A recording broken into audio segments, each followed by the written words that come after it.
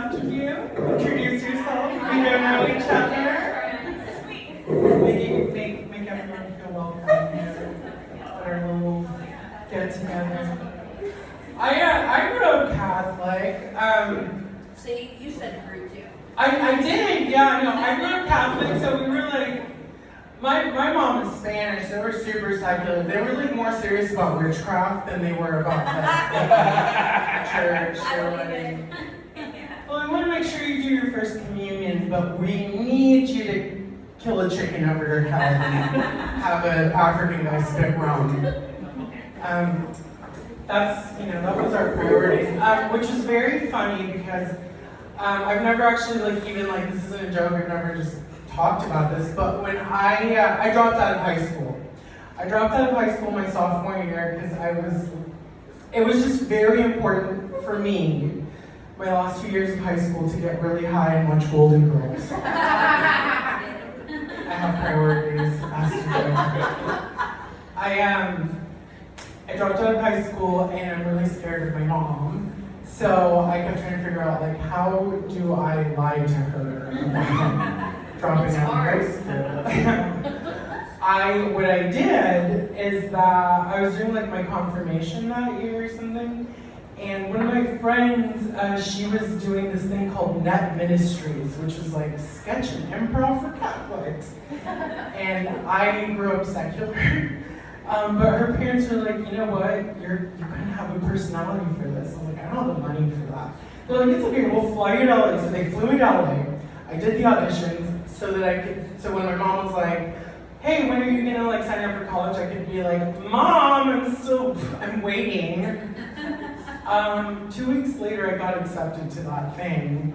And then I toured for 9 months with a Catholic ministry.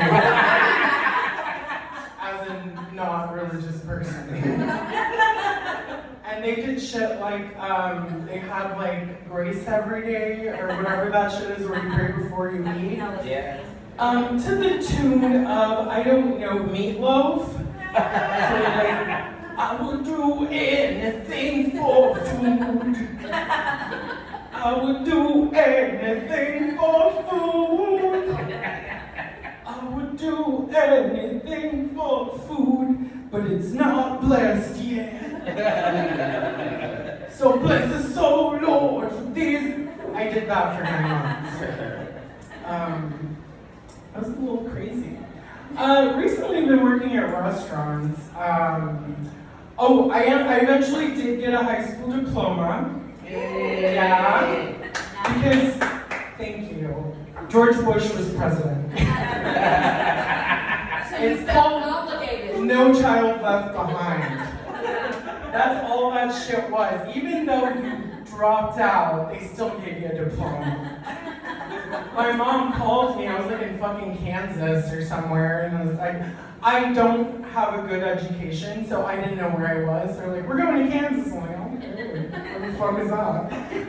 And my mom calls me, she goes, your high school diploma's in the mail. And oh my God, thank God, I was waiting for that, mother. And then she made me go to college, it's so stupid. I started working at restaurants right after that.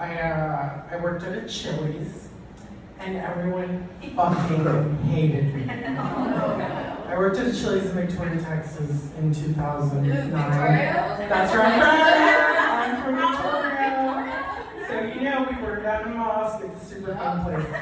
I know. I moved back there, and to us, Olive Garden was so fancy.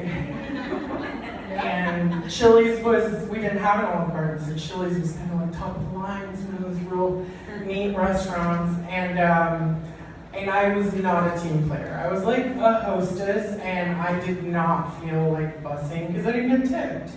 And so everyone was like, you're not really a team player. I was like, no, I'm not, whatever. And then we had a national meeting where they were introducing new menu items. In that meeting, they introduced new menu items to Tonight's Gonna Be a Good Night by the Black Eyed Peas. to images of the Berlin Wall being torn down. And I do have somewhat of an education. I started laughing hysterically. And everyone looked at me and they're like, what the fuck is so funny? I don't know, what did the Southwestern style, like, egg rolls have to do with the Cold War? The fall of communism? Well, I mean, Maybe, yeah, capitalism, that's true. Good point, lady. Mr. Gorbachev, tear down that wall to make room for the new honey chipotle chicken crispers at Chili's. I eventually graduated to becoming a corporate manager. yeah. I'm brave. So I worked as a corporate manager, and then I left a salary position to do comedy, and I'm working as a waitress. I'm annoyed at my manager currently because she sees little kids running around, she doesn't say nothing. I hate that. I hate that. Thank you, hot lady. The fucking corporate manager, or the manager, she doesn't say anything. And I would lie. I would just hey, y'all, there's broken glass, so we're gonna wanna have kids not run around. Hey, y'all, a dog ate a slice of Oreo cheesecake that was on the ground.